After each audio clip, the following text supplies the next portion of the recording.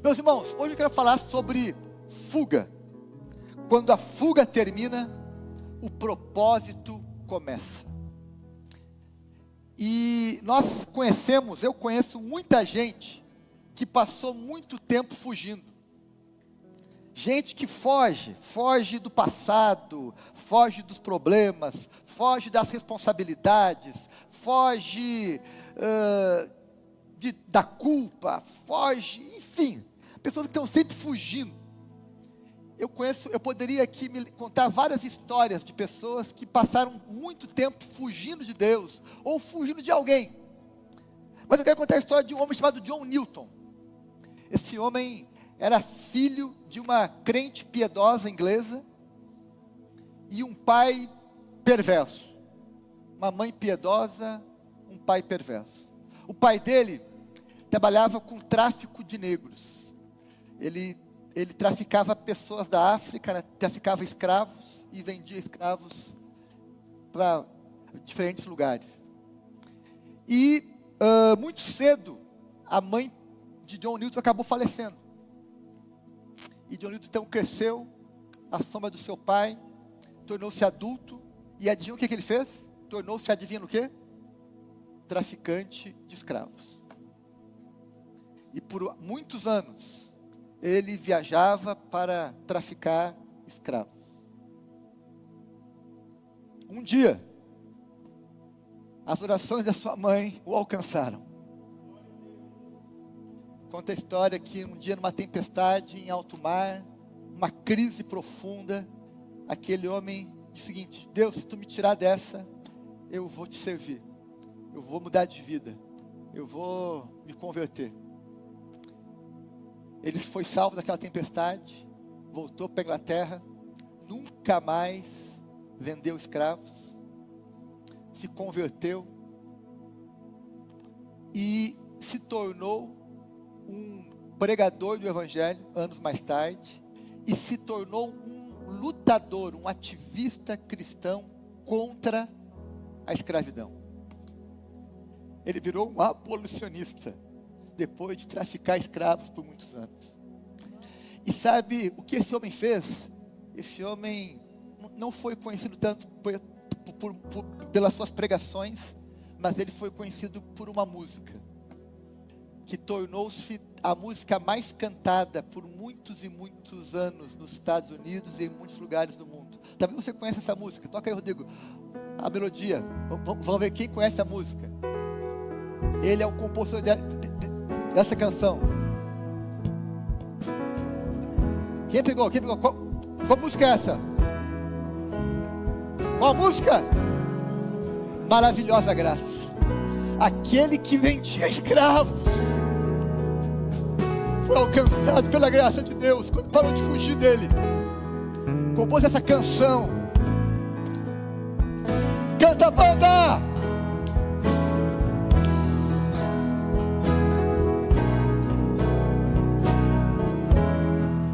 Bora, vocal. Salvou.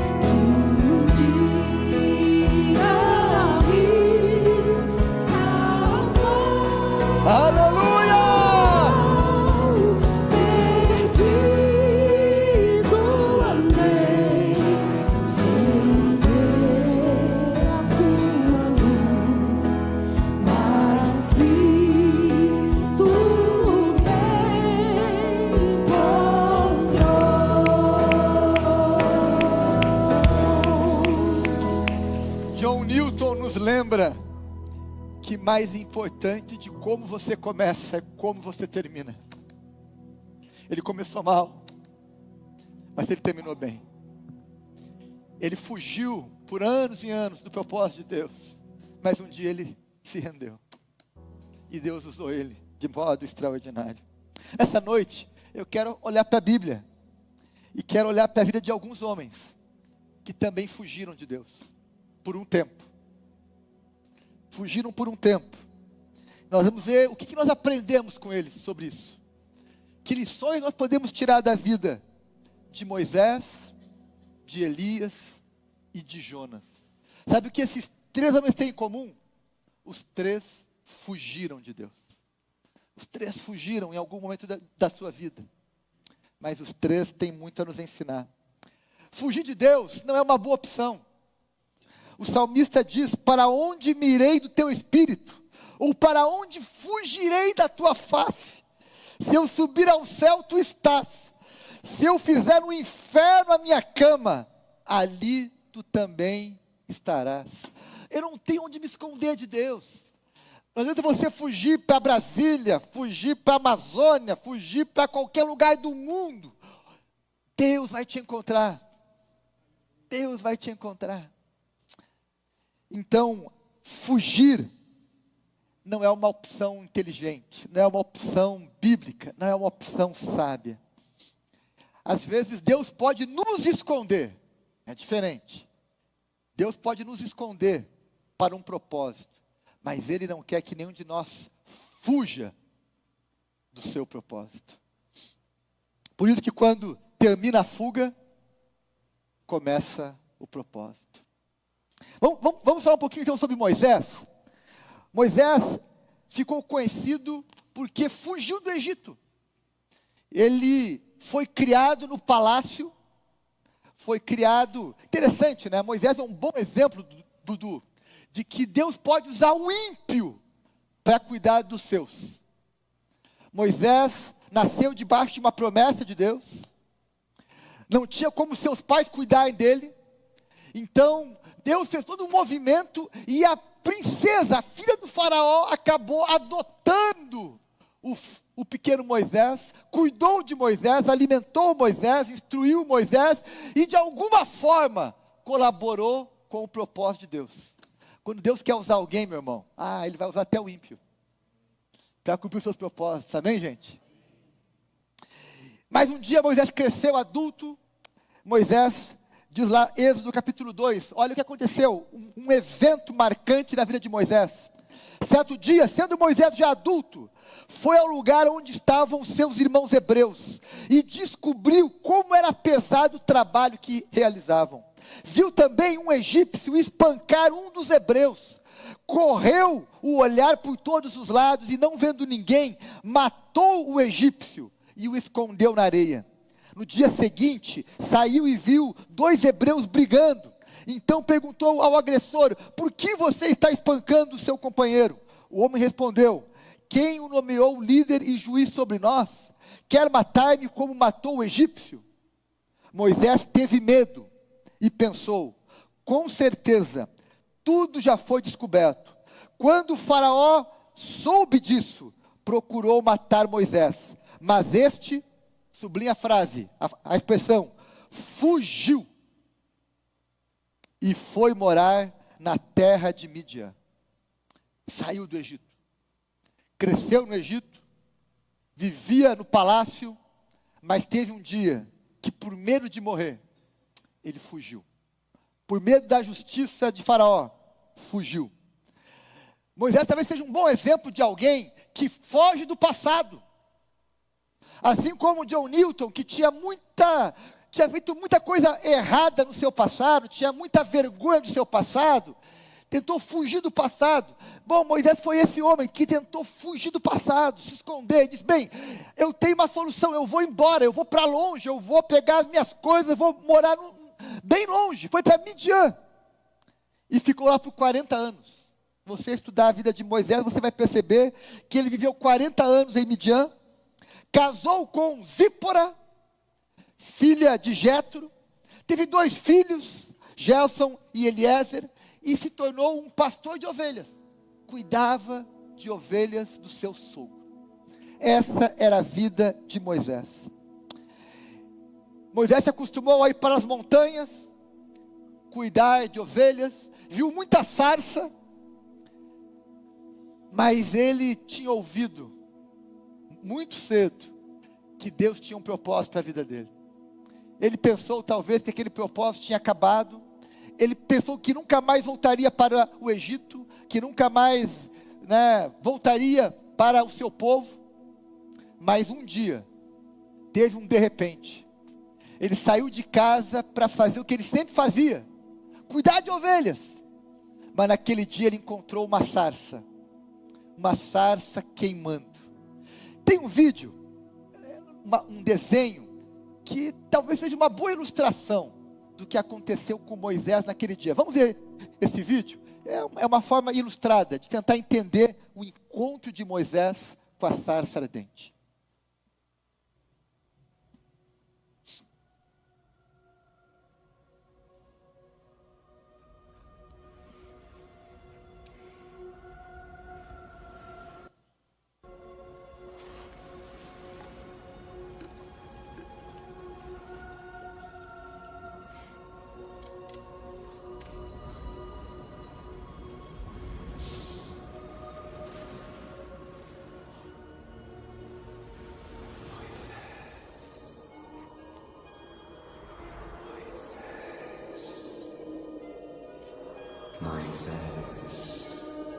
Moisés,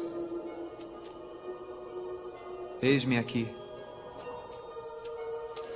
Tira as sandálias dos pés, porque o lugar em que estás é terra santa.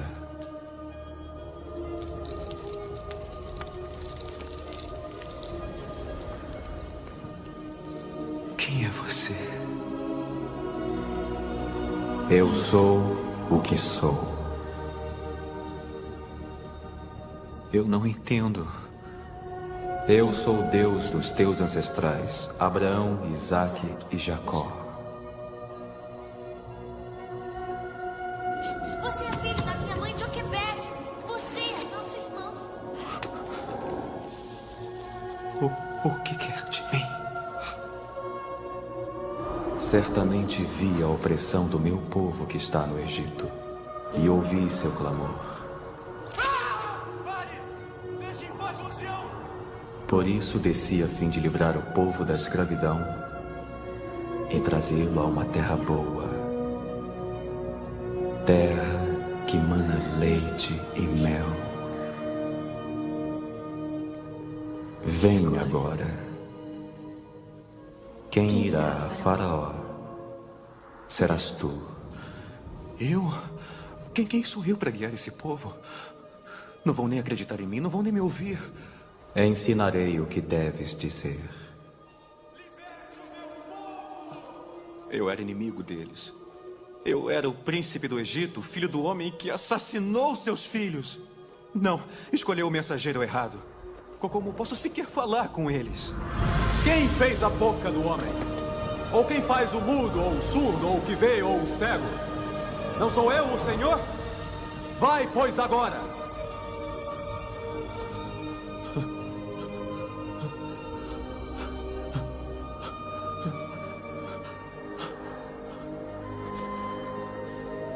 Oh, Moisés, eu serei contigo quando fores ao rei do Egito. Eu sei, porém, que Faraó não te escutará. Portanto, estenderei a mão e ferirei o Egito com todos os meus prodígios. Toma, pois, o cajado na mão, Moisés, com o qual hás de fazer os sinais. Uou! Gente, Deus nos deu imaginação, amém? Para imaginar. Bom, essa é uma imaginação de como foi aquele dia. Como foi aquele dia, mas o fato é que a Bíblia diz que Moisés encontrou uma sarça. uma planta que queimava, e aquele fogo não apagava. E meus irmãos, aquele fogo que não apagava, ele não queimou só a sarça, aquele fogo também queimou o coração de Moisés, aquele fogo também incendiou a vida de Moisés. Moisés, a partir daquele dia, parou de fugir, voltou para o Egito, pegou o cajado e foi enfrentar Faraó. E aí você conhece toda a história, o que Deus faz a partir daquele dia. Meus irmãos, tudo começa quando nós temos um encontro com Deus. Tudo começa quando o nosso coração começa a ser incendiado pela palavra, pelas promessas, pela presença de Jesus. Eu vim aqui nessa noite incendiar o teu coração, amém? Sabe o que você precisa? Só de uma faísca. Uma faísca é suficiente para incendiar o seu coração. Eu vim aqui nesse altar aqui hoje, para que daqui saia a faísca da tua vida. E você pode dizer, o meu coração está queimando também. Eu não vou fugir, eu vou fazer a obra de Deus, eu vou cumprir o meu propósito, eu vou viver a missão de Deus na minha geração. Porque o meu coração está incendiado. Moisés foi incendiado, por isso ele voltou para o Egito. Ele voltou para uma grande obra. E meus irmãos, quem sabe nessa noite Deus pode estar acendendo uma faísca na tua mente, no teu coração, te levando de volta para ter encontro com o teu passado, para acertar coisas, para restaurar alguns altares, refazer algumas iniciativas. E, enfim, o fato é que Deus te queima para te usar. De manhã o pastor Yane falou que antes do fruto tem a poda. Bem, uma outra forma de dizer isso é: antes da missão tem o altar, tem o fogo que queima, que incendeia, que purifica, que nos impulsiona, que nos move. Moisés parou de fugir, enfrentou seu passado, voltou para o Egito, libertou o povo e tornou-se um grande líder, um grande profeta, um grande homem, que até hoje o seu legado continua falando por gerações e gerações. Aprendemos com Moisés que nós não precisamos fugir do nosso passado, nós temos que voltar, acertar, temos que ter o coração incendiado, temos que ter um encontro com a sarça ardente de Jesus, temos que ter sim um encontro que nos queima, que nos purifica, que nos impulsiona, que nos incendeia a nossa vida. Amém, gente? Segundo exemplo que nós podemos pensar com ele também é sobre Elias. Elias é um grande homem também da Bíblia, um grande profeta. Nós não sabemos quem eram os pais de Elias. Elias é um daqueles profetas sem procedência, ninguém sabe de onde veio, enfim, como surgiu. E ele é um exemplo que por vezes Deus também usa quem não tem currículo, quem não tem biografia, quem não veio de uma família importante, quem não tem talvez uma grande história. Ok, Deus levanta também alguns Elias, que surge do nada, mas quando surge, Deus usa de modo poderoso. Eu vou falar ainda sobre Elias, ainda muitas coisas em outros cultos, mas hoje eu quero contar apenas um pequeno recorte da sua história. Teve um dia que Elias enfrentou 450 profetas de Baal no Monte Carmelo. Fez um desafio com eles, um duelo. Você conhece a história? Ele pediu que caísse fogo do céu naquele altar, e disse: vocês também façam aí cair fogo no altar de vocês. Os profetas de Baal fizeram tudo o que fizeram e não caiu uma faísca. Elias jogou água. Eu estava pensando essa semana sobre aquele encontro, aquele desafio de Moisés no Monte Carmelo. Interessante que ele fez um altar, colocou ali lenha, depois colocou água naquele altar. Só que tinha dois problemas nisso. Primeiro, lembra que fazia 3 anos e meio que não chovia em Israel, portanto água era algo caro, água não era algo que tinha em abundância. Ele foi lá e gastou um cântaro, uma jarra de água, para jogar em cima da lenha. Aí Elias ora. Eu fiquei pensando, por que ele jogou água? Por que jogou água? Bem, eu tive uma percepção aqui, eu tive um insight sobre esse texto. Rodrigo, eu tive uma luz sobre esse texto. Ele jogou água na lenha. Beleza. Aí ele ora e diz: Deus, manda fogo. E veio fogo. Fogo e água produz o quê? Fogo e água produz o quê? Fumaça. Fumaça sobe e gera o quê? Nuvem. Na sequência veio uma nuvem do tamanho da mão de um homem. Aquele evento foi simbólico. Aquele evento incendiou ali. E dali, meus irmãos, a história vai contar que na sequência Elias sai dali e diz: vai chover agora. Ele mandou o seu servo ver: olha, vai espiar se tem alguma nuvem. O servo espiou 7 vezes. Na 7ª vez tinha o quê? Tinha uma nuvem. Aquele fogo no altar subiu. Aquele fogo no altar subiu. Meus irmãos, o fato é que Elias teve uma grande vitória. E esse é o recorte que eu quero pontuar com você. Uma grande vitória, um grande evento. Mas sabe o que vem na sequência? Medo. Olha o que fala o texto. 1 Reis 19. Se você abrir lá 1 Reis 18, 19, você vai ler toda a história. Você vai ver que teve um momento que Elias teve o quê? Medo. Ora, Acabe contou a Jezabel tudo o que Elias tinha feito e como havia matado todos aqueles profetas à espada. Por isso Jezabel mandou um mensageiro a Elias para dizer-lhe: que os deuses me castiguem com todo rigor, caso amanhã nesta hora eu não faça com a sua vida o que você fez com a deles. Agora sublinha a frase: Elias teve medo e fugiu para salvar a sua vida. Em Berseba de Judá, ele deixou o seu servo e fugiu. Fugiu. Não sei se você conhece uma mulher que dá mais medo que 450 homens. Alguém casou com uma assim? Alguém conhece uma mulher assim que dá mais medo do que 450 homens? Bem, Elias encontrou uma. Elias tinha mais medo de Jezabel do que de 450 profetas de Baal. Por causa de Jezabel ele fugiu. Ele fugiu, teve medo dela. Sabe o que o medo dele fez? Fez ele fugir. Sabe para onde? Ele foi para o Egito. Ele foi lá para o Monte Sinai. Ele caminhou 600 quilômetros aproximadamente. 600 quilômetros no deserto. Diz a Bíblia que foi 40 dias de caminhada. 40 dias em direção ao Sinai. Fugindo de Jezabel. Fugindo de Deus. Achou que estava sozinho, que estava abandonado. Achou que era só ele. Achou que ele ia morrer, que tinha acabado o seu ministério, acabado o seu tempo.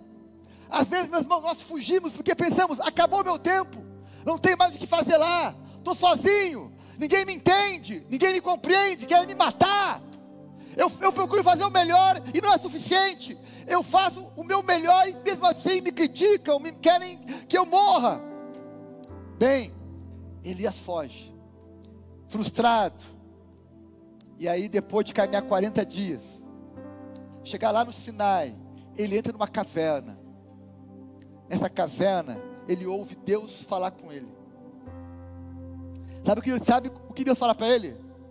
O que fazes aqui, Elias? O que você veio fazer aqui, Elias? Por que você está aqui, Elias? Aí Elias começa a dar suas desculpas. Assim como Moisés: olha, eu sou o último dos profetas.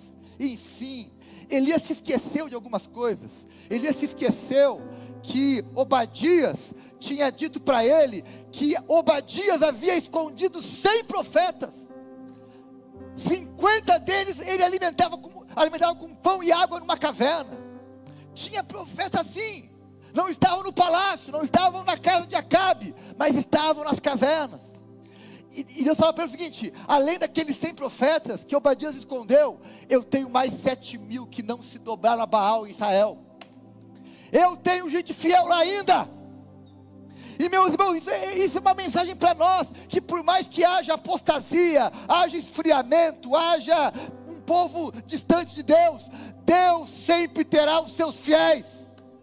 Cadê os fiéis de Cristo aqui? Eu vim aqui pregar para os fiéis. que não se dobraram às pressões do mundo, não se dobraram ao mundanismo, ao consumismo, ao liberalismo teológico, não se dobraram a outras ofertas, mas continuam fiéis ao Senhor. São esses fiéis que nós temos que encontrar e andar juntos, e crescer e multiplicar eles cada vez mais. Elias, sabe o que Elias me ensina, Christian? Que quando eu tento me esconder de Deus, achando que acabou o meu trabalho, sabe o que Deus faz comigo? Me dá mais trabalho. Sabe o que Deus fez com Elias? Disse: ei Elias, não acabou ainda não, volta 600 quilômetros agora, faz o caminho de volta, passa na Síria, unge o novo rei na Síria, unge Jeú, novo rei em Israel, e unge Eliseu, o novo profeta. O trabalho não acabou ainda, Elias. E sabe como que Deus fala com Elias também? Uma outra coisa curiosa no texto, diz o texto que Elias na caverna ali, intimidado, Deus manda terremoto, Deus manda vento forte, Deus manda fogo, mas Deus fala com Elias através de uma brisa suave. Deus tem formas diferentes de falar. Com Moisés foi com fogo, com Elias foi com uma brisa suave. Para alguns Deus fala mais alto, para alguns fala mais baixo, para alguns Deus fala de um jeito que incendeia, para outros de um jeito que refresca. Deus na sua multiforme graça, aleluia. Deus que fala pelo fogo, fala pela brisa, mas nos chama. E disse: Elias, não acabou. Talvez você é alguém que está fugindo de novos desafios, porque pensou que acabou, não tem mais o que fazer, eu sou incompreendido, eu não tenho mais jeito. Olha, pare de fugir. Deus tem ainda coisas para você fazer. Fique atento aos movimentos, à voz de Deus, às oportunidades, aos movimentos de Jesus, porque Ele ainda pode usar você de um modo extraordinário, amém? Por fim, eu quero falar de Jonas, outro fujão. Jonas também fugiu do quê? Do seu chamado. Deus tinha para Jonas uma missão. Jonas, eu quero que você vá para Nínive, eu quero que você vá pregar a um povo rival, a um povo adversário, um povo inimigo, mas eu quero usar você para salvar aquele povo. O que Jonas faz? Jonas capítulo 1, verso 1 e 3.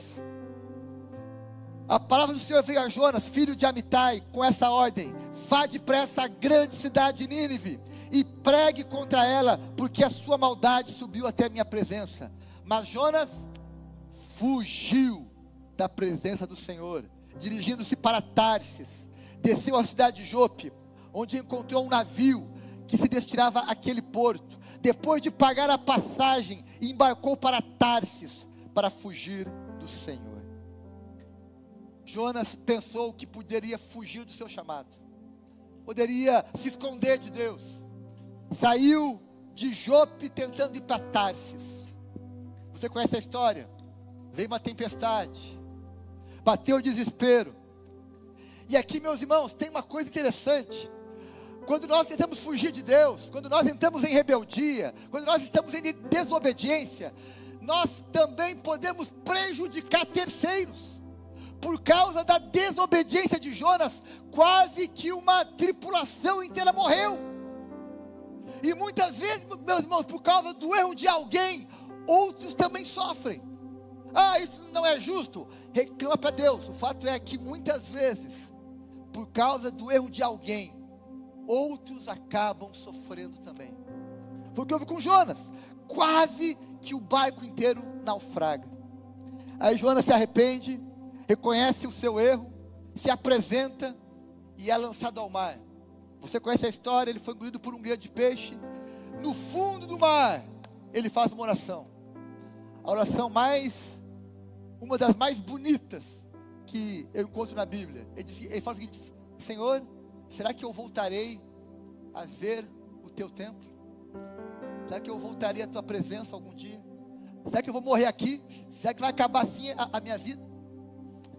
me lembro de um amigo meu, que no fundo de uma crise, numa depressão profunda, um dia ele fez essa pergunta: Deus, será que vai acabar desse jeito a minha vida? Será que tudo que eu passei vai acabar assim, desse jeito? Nessa situação desesperadora, humilhante, angustiante? Será que é assim que vai acabar? Não, não é assim. Amém? Não é assim. Eu tenho ainda um novo capítulo. Eu tenho ainda novos elementos para a tua vida, para a tua história. Jonas é lançado do peixe. Alguns talvez pensam de forma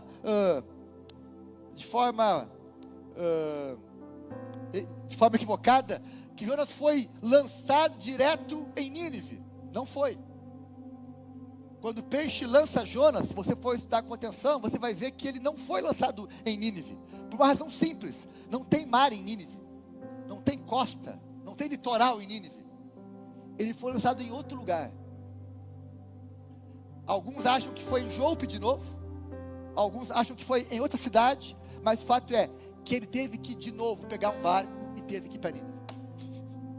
Ele teve que chegar a Nínive, porque aquilo que ele tentou fazer, fugir, não foi possível, porque Deus fez com que ele voltasse para a missão. Meus irmãos, isso me lembra de muitas pessoas que têm um chamado de Deus, que têm um propósito de Deus, e ficam fugindo. Tu só está adiando o tempo. Meus irmãos, sabe o que eu fui uma vez numa ordenação que foi muito marcante para mim. Era um pastor que foi ordenado já com seus 60 e tantos anos. Ele foi aquele homem, aquela história, né, de alguém que era crente a vida inteira, enfim, tinha um chamado, mas ficou adiando. Aí um dia foi estudar, e lá, enfim, aos 60 e poucos anos, ele foi então consagrado pastor e assumiu lá um ministério. E eu me lembro do que ele disse para nós, no momento lá da consagração dele. Ele disse o seguinte: eu tenho um arrependimento só na minha vida. Qual? De ter adiado isso por tantos anos. Eu adiei isso, eu poderia estar fazendo isso já há muitos anos atrás, mas eu fiquei adiando. E agora eu tenho poucos anos da minha vida para fazer aquilo que eu poderia já estar fazendo há muito mais tempo. Ok, fugir só adia a situação. Eu fiquei me perguntando: por que será que Deus não mandou outra pessoa para Nínive? Será que Jonas era a única opção de Deus? Será que não tinha nenhuma outra pessoa no planeta que Deus poderia usar para ir para Nínive? Por que Deus insistiu com Jonas? Sabe qual é a resposta, Rodrigo, que eu concluí? É porque Deus queria levar Jonas ao arrependimento. Ei, olha para mim aqui, segura essa. Não é que você é a única opção de Deus, não. É que Deus te ama tanto que Ele quer tratar com você. Ele quer te dar uma chance de se arrepender. Alguém entendeu aqui? Alguém falou amém? Acho que alguém está compreendendo o negócio. Deus não é que você é imprescindível, é que você é amado. E Deus quer que você se arrependa. Alguém está entendendo? Ei, olha para mim aqui, deixa eu te falar uma coisa. Sabe qual era a luta de Jonas? Jonas não queria pregar para os seus inimigos. Jonas não queria pregar para o povo de Nínive. Em dias de hoje, é tipo assim, ó, é tipo um homem é tipo alguém de direita não querer pregar para alguém de esquerda. Ou o contrário, alguém de esquerda não querer pregar para alguém de direita. Ou como lá no sul, um colorado pregar para um gremista. Ok. É quando você deixa que as paixões humanas sejam maiores que a paixão pela alma. Ei, sabe o que é orar pelos inimigos? Sabe o que é amar os inimigos?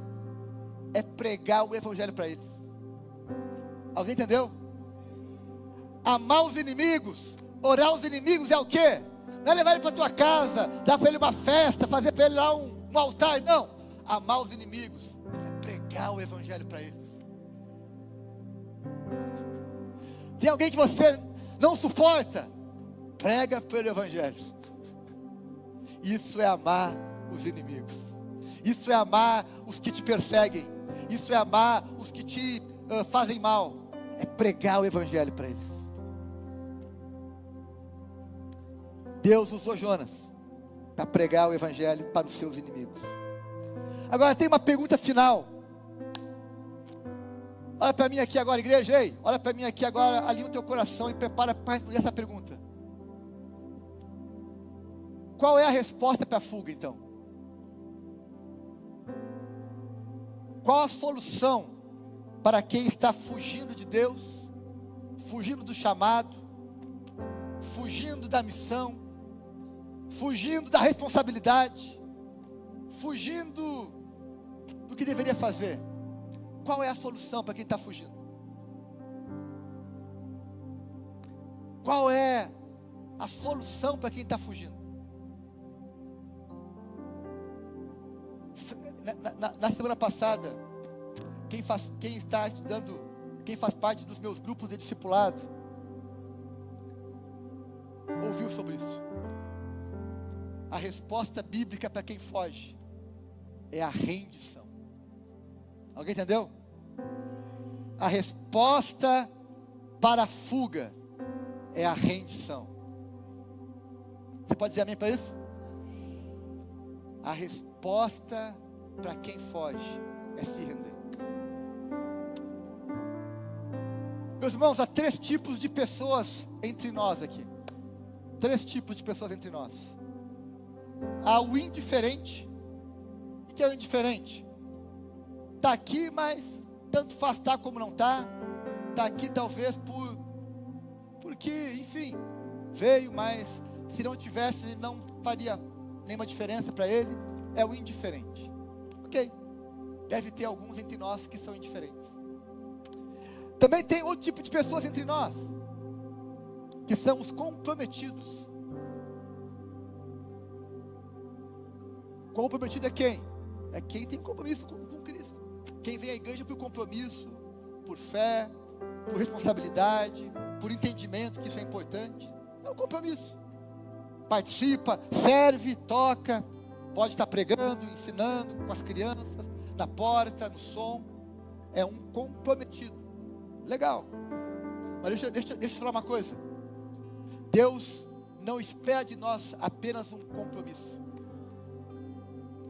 Deus espera de nós algo mais elevado que isso, que se chama rendição, entrega. Por causa desse amém, eu vou explicar melhor. Gálatas capítulo 2, verso 20 diz: fui crucificado com Cristo.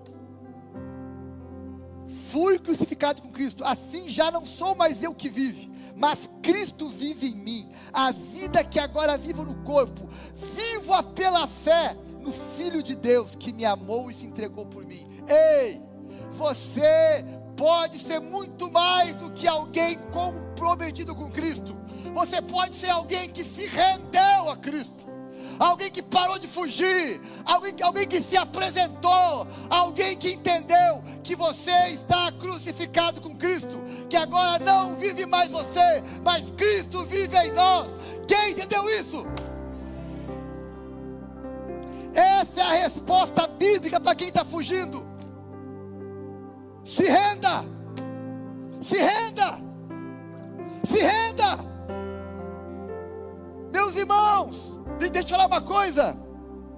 No mundo, olha para mim aqui, no mundo, você não vai se render a ninguém, só a Cristo. No mundo, homens e mulheres bravos, corajosos, tementes a Deus não se rendem, mas defendem a sua fé, seus princípios, se posicionam, pagam um preço por isso. Não se renda para nenhum homem, para nenhuma mulher, para nenhum governo, para ninguém. Agora, se renda para Cristo. Dobre os teus joelhos para Cristo. Se humilhe para Cristo. Obedeça a Cristo. Dê a vida por Cristo. Porque essa é a melhor escolha que você pode fazer na sua vida. Uma vida de rendição a Cristo. Não vou me dobrar para Acabe, para Jezabel, para Faraó, mas eu vou me dobrar diante do Senhor dos Senhores, do Rei dos Reis, do meu Salvador. Para Ele eu me dobro meus joelhos, para Ele eu me rendo, para Ele eu ergo a minha mão, para Ele eu dou glória a Deus, para Ele eu me levanto, para Ele eu adoro, porque é para Ele que eu me rendo.